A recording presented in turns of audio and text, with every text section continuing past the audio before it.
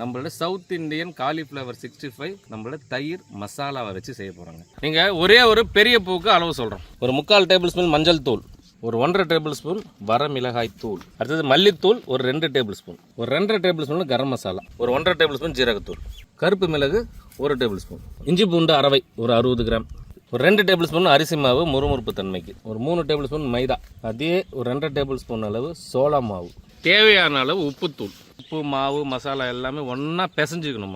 தண்ணி கிண்ணி சேர்க்காம கலந்துக்கிறோம். ஒன்றா காலிஃப்ளவரை கொட்டிக்கிறோம்.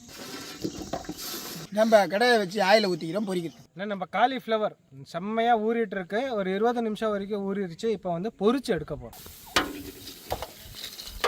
காலிஃப்ளவர் பொரிச்ச எண்ணெயே சேர்த்துக்கிறோங்க. ஒரு 100 ml எண்ணெய் சேர்த்துங்க. ஒரு டேபிள் ஸ்பூன் ஜீரகம், ஒரு 1.5 டேபிள் ஸ்பூன் கடுகு கலப்பு, ஒரு அரை கைப்பிடியில் கருவேப்பிலை, ஒரு 4 வரமிளகாய், ஒரு 3 பெரிய வெங்காயத்தை எடுத்து 2ஆக கட் பண்ணி இந்த மாதிரி இதழாக எடுத்துங்க. 25 கிராம் பூண்டு, 25 கிராம் இஞ்சி, ஒரு 200 ml கெட்டி தயிர். இப்போ இதுக்கு சுவைக்கு ஏற்ற அளவு உப்புத்தூள். நம்ம பொரிச்சு வச்சுக்கிற காலிஃப்ளவர் 65ங்க. அடுத்தது கொத்தமல்லி சேர்த்துக்கிறோங்க. தயிர் காலிஃப்ளவர் 65 வந்து புது விதமாக ஒரு புத்தம் புதுசாக இன்றைக்கி நம்மளுக்கு செஞ்சு கொடுத்தாரு. செம்ம பக்காவாக இருக்குண்ணா.